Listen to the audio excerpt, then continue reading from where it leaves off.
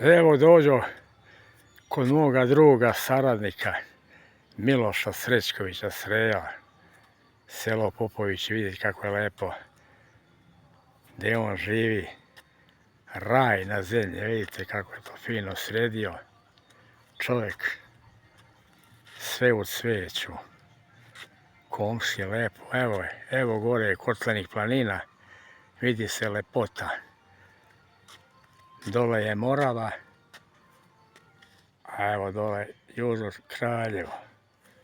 Kako je to divno radje, vidite. Sve cveće. Pravi domaćin. Ali ima jednu primjedbu od mene,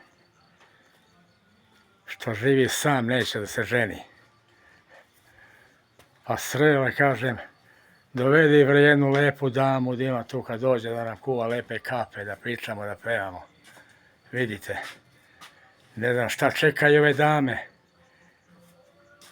da dođu, da ih usreći čovjek kako to divno. Vidite, lepota.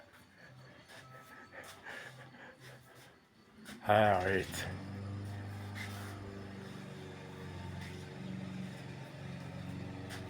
Eto Srele. Pozdrav od Zake.